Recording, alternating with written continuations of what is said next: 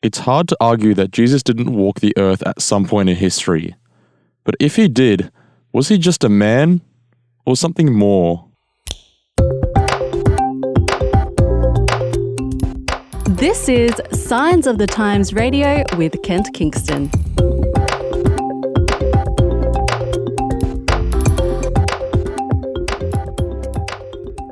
Well, it's great to have you back here this week on Signs of the Times Radio. I'm Daniel Kulbetek. I'm the assistant editor of the magazine. And with me today is someone that is most probably familiar to you already if you listen to our show, and that is Mr. Kent Kingston. How you doing, Daniel? I'm pretty good, thanks. It's interesting to be on the other side of the desk, as it were, with you taking control today. I guess our listeners need to know you're not only the assistant editor of Signs of the Times magazine, but you are also the producer of the podcast every week. So yeah, he's the man who makes it sound good. Thank you for that, Daniel. Let's hope that it does sound good. If it does sound good, then be sure to let us know, because we have a Facebook page and that's where we post our podcast every week. We love hearing feedback from our listeners. Now, Kent, I want to know, how have you been? What have you been up to lately? Because it's been quite busy around the office. We've been traveling, doing various things. Yeah, where have you been at lately? Well, I guess the biggest thing that both you and I attended recently, although I think you did the first half, I did the second half, was a big annual convention of the Adventist Church up there in the north of Brisbane at Dakabin, known by its friends as Big Camp.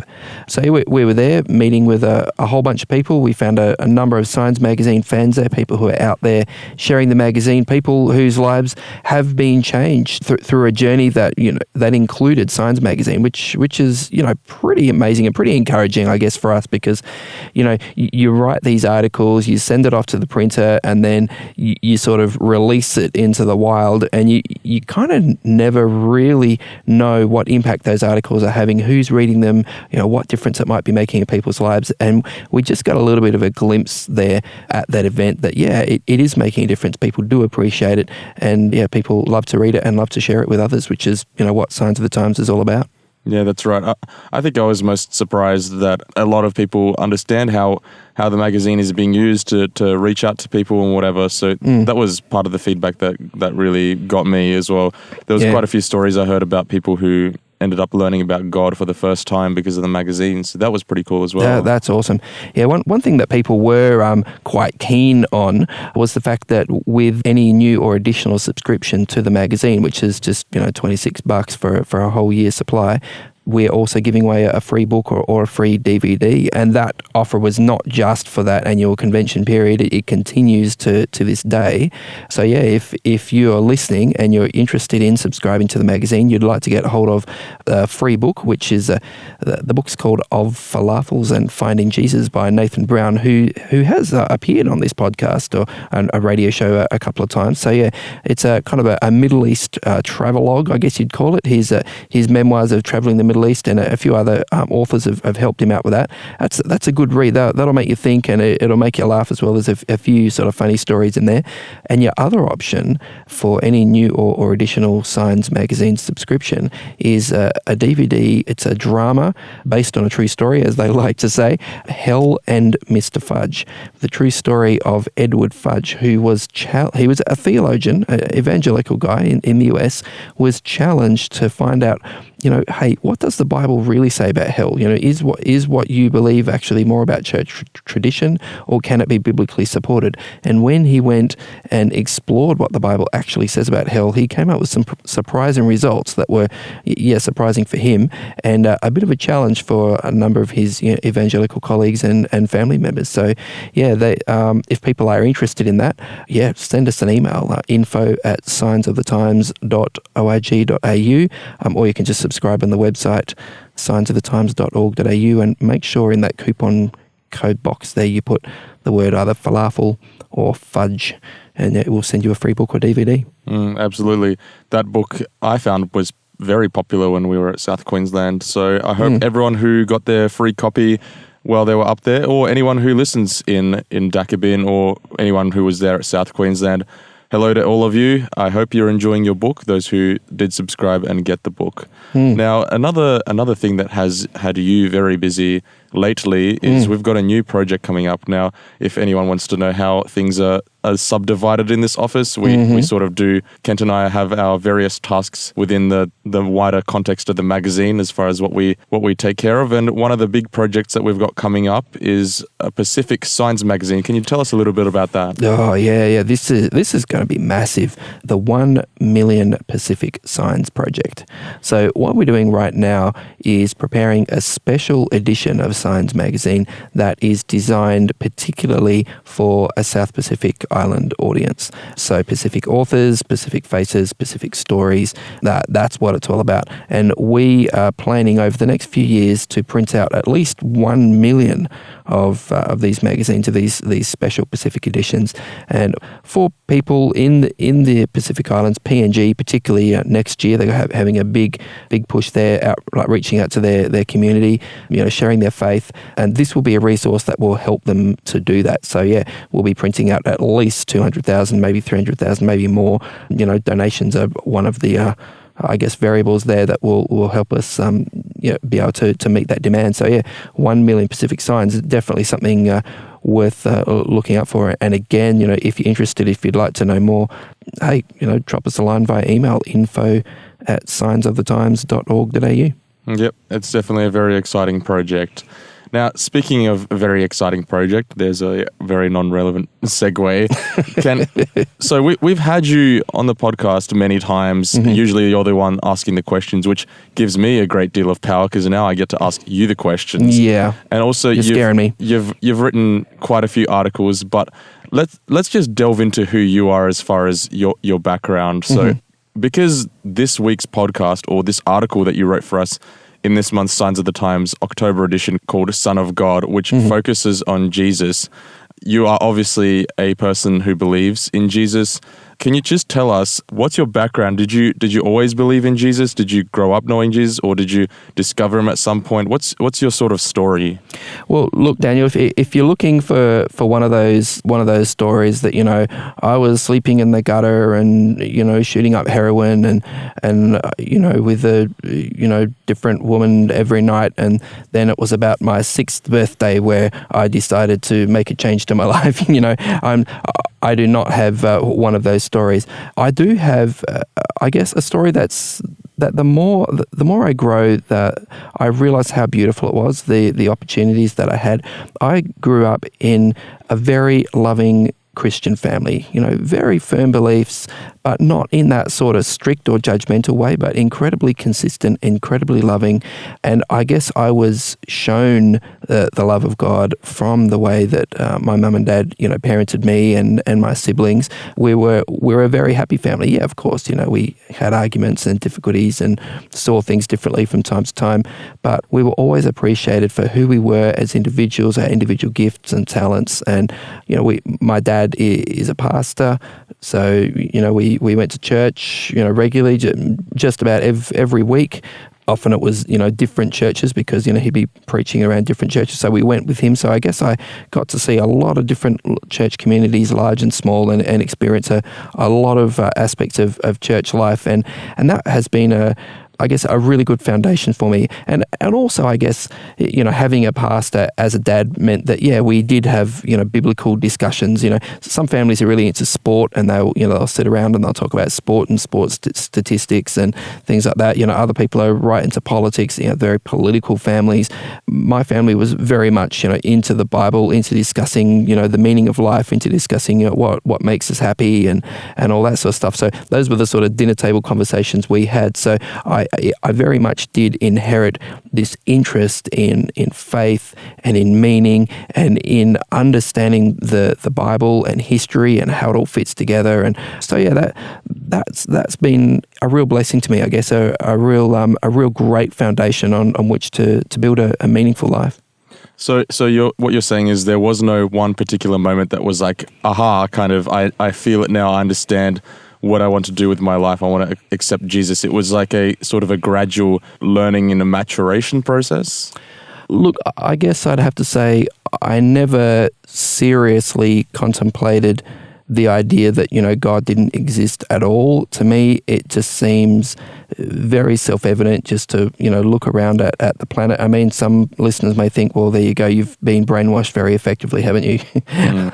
But I guess, a good 90% of the world's, population believes in some sort of spiritual force, some sort of spiritual power, and I'm with them. But yeah, I always believed that God was real. I always believed that Jesus was real and historical. I guess what you're asking is, when did that become real to me, more than just intellectually? And for me, I guess being more of an intellectual sort of person, I can't point to a lot of experiences where I had, sort of mystical encounters with the divine or that sort of thing.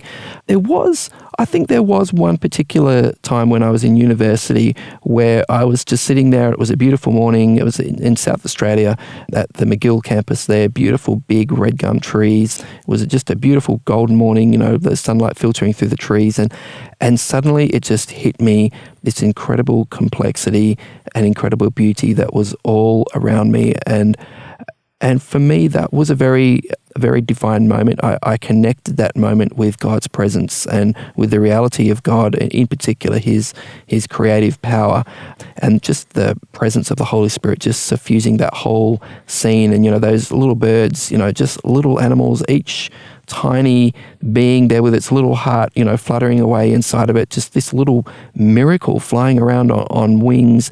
These massive trees, with the, just slowly sucking up the nutrients and the water from the soil and catching the sunlight. I just realized, wow, I'm surrounded by these things that I take for granted so often, but they're just a series of miracles, miracle after miracle after miracle. And suddenly I realized that the ordinary is in fact, magical. And what we call supernatural is in fact, every day to a certain point. And I guess at that point, the line between what is physical and metaphysical sort of blurred at that point. And I realized, wow, the presence of God and the action of God does reach into our realm in so many little ways that we so often, neglect to or even refuse to recognize. So that was certainly a moment for me. But I guess the crucial moment for me was more intellectual, and it was a few years before that.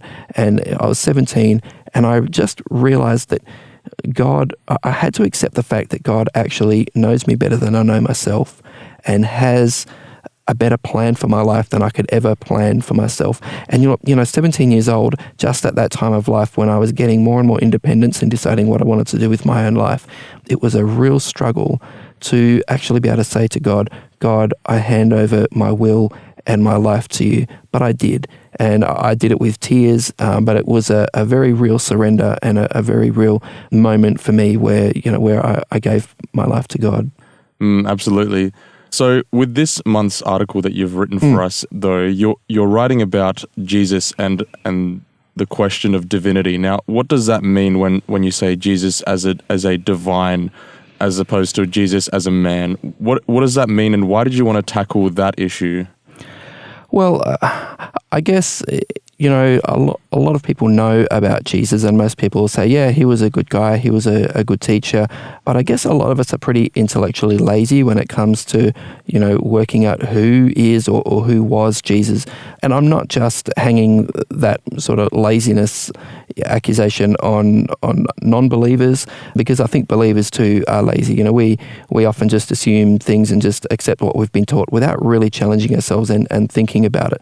So I guess in thinking about Jesus, it's, I know your question, Daniel, is about Jesus' divinity, but I think for a lot of people it even goes a lot further back than that.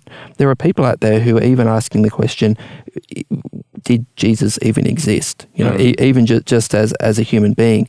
And I think we probably need to set that to rest just straight off. There's an academic here in Sydney, Professor John Dixon.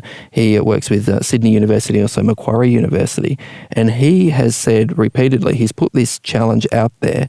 He said that he will eat a page of his Bible if there is anywhere in the world a full professor of classics or ancient history or New Testament who actually believes that Jesus is not a true historical figure.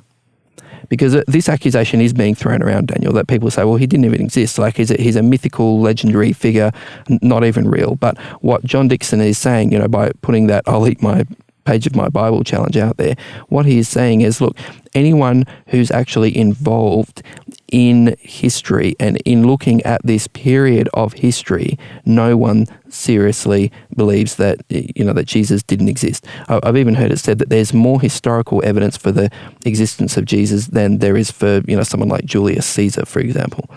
There is a lot of evidence. So the idea that did he even exist? I think from an actual academic, whether you're a believer or not, doesn't matter. From an academic, intellectual point of view, I think we need to start from that foundation. Yes, he was a real historic figure. Then, of course, and I get into this a little bit in the article, Daniel, we have to ask, okay, well, let's accept then that Jesus was a real, actual human being. He walked and talked, on this earth in the area of Israel and Palestine now. He, about, nearly 2,000 years ago. So who was he? What about these claims that are made for him? As you said, is he divine? And in looking at this in the article, I turned to this classic quote from C.S. Lewis, who, of course, we know wrote the Narnia series, but he also wrote a bunch of other books aimed more at adults, and some of them are pretty heavy going. Have you had a go at any of them, Daniel? I think I have, yeah. Yeah. One of his, I guess, more readable ones is called Mere Christianity, and that's, 1952, but it's considered a classic. This is a quote from Mere Christianity. He says, "I'm trying here to prevent anyone saying the really foolish thing that people often say about him," as in about Jesus. "I'm ready to accept Jesus as a great moral teacher, but I don't accept his claim to be God. That is the one thing we must not say. A man who was merely a man and said the sort of things Jesus said would not be a great moral teacher. He would either be a lunatic on the level with the man who says he is a poached egg, or else he would be the devil of hell. You must make your choice. Either this man was and is the Son of God, or else a madman or something worse. You can shut him up for a fool, you can spit at him and kill him as a demon, or you can fall at his feet and call him Lord and God. But let us not come with any patronizing nonsense about his being a great human teacher. He has not left that open to us. He did not intend to." Yeah, it's interesting. End quote. Wow. It's interesting you say that, because there are so many people who would acknowledge the presence of Jesus in history, as you mentioned previously, but would not take it any further than that. When I say this, I think about, for example, at Adventist Media here, we produced a web series called the I Am series, and throughout that there's a few vox pops where they went and interviewed people on the street and asked them what they thought about Jesus, and quite a few people, even if they weren't believers, would acknowledge that Jesus did in fact walk the earth at one point, but that's about it. He was a good person, or he did all these good things, but that there's nothing more to it as far as his power goes. But you do in fact suggest that there is more to it. Well, yeah, I mean, you look at Jesus and he says things like, I and the Father are one, before Abraham was, I am, and saying things like this. Jesus is identifying himself as God. He's saying, no one can come to the Father except through me. I mean, if you're a mental health professional, you might start wondering, is this delusions of grandeur here? Was Jesus actually a madman? Did he have an overinflated idea of who he was? But then you look at his behavior and you see his attitude of sacrifice. You see him reaching out incredibly tenderly to the least valued members of his society, and you realize there's something going on here. This is not someone who is self-obsessed. This is someone who, as he said himself, I didn't come here to be served, but to serve. And he did that. He lived that out. So, but he said this stuff that you're like, well, either this guy's crazy or it's true. It doesn't really leave us much of an option. And I guess the other option is that he was just lying. People, it's been said that the guy who started the Scientology cult, said, a few years before he actually started, he said, it'd be fun to start a cult. You can make a lot of money that way and blah, blah, blah. And then he went and did it. But, he did make a lot of money. And a lot of cult leaders, have access to, I guess, a lot of vulnerable people, and there's, a lot of sex and exploitation involved and that sort of stuff. You don't see that with Jesus. He, in fact, in establishing his movement, goes on the road and becomes pretty much a homeless person, couch surfing from one place to another. He doesn't have a job. He has to rely on the support of other people. And then he ends up arrested and executed. And you think, well, if you're starting up a cult, Jesus, you didn't do a very good job. You know what I mean? He wasn't in it for what he could get out of it in terms of, power or sex or money or anything like that. And that sort of puts pause to the thought that, was he a liar? And what C.S. Lewis is saying here is, look, is Jesus a lunatic? Is he a liar? Or is he Lord? And basically he says you really need to pick one of those options. He says because you can't pick the option that he was just a good guy. He didn't act like someone who was just a good guy. He was a good guy who claimed he was God, and good guys don't go around claiming they're God. Mm.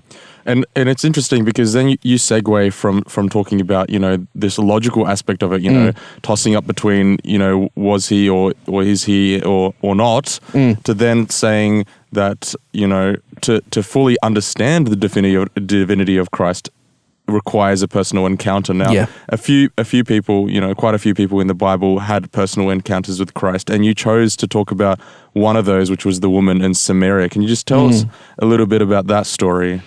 Yeah, well, this is a fascinating story, and it comes from one of the 4 accounts of Jesus' life, which we call the Gospel. So Matthew, Mark, Luke, and John.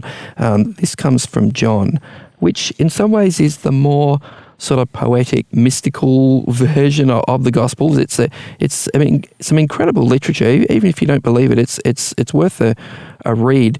And John is really clear about his purpose in writing his book. He starts at the very beginning talking about Jesus and his identity and how, John believes that Jesus came from before time, from before creation of the world, and was in fact involved with the creation of the world. He says, he calls Jesus the Word, which has resonances for both his Jewish and Greek readers. He says, and the Word was with God and the Word was God.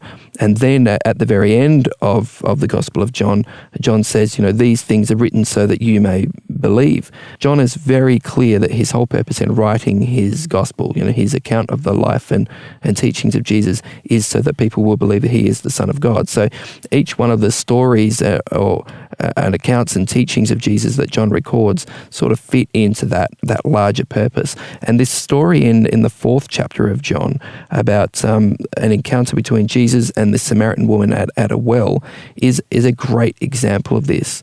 So basically, Jesus and his disciples are traveling, on foot as they usually do.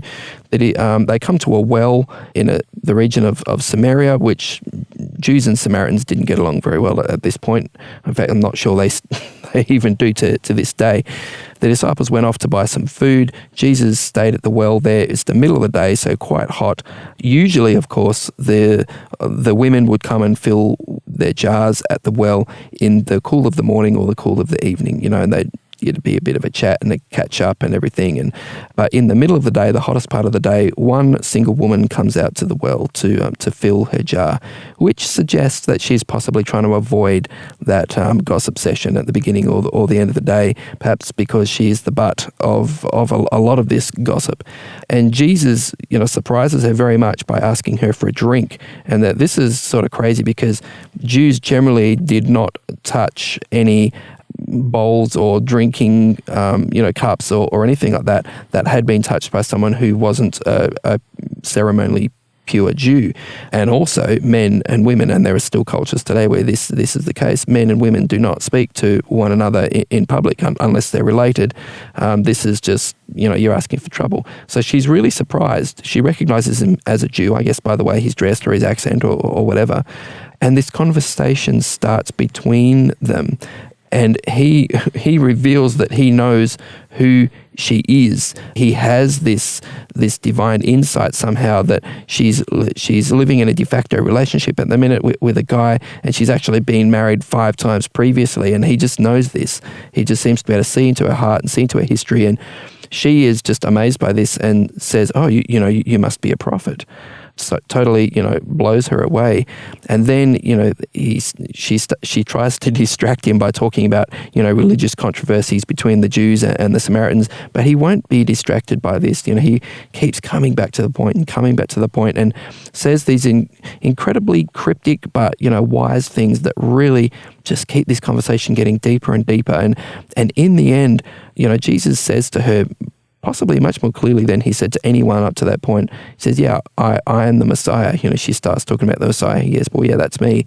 She just freaks out, basically, and she runs back to the village and calls everyone for the village to say, hey, come out to the well.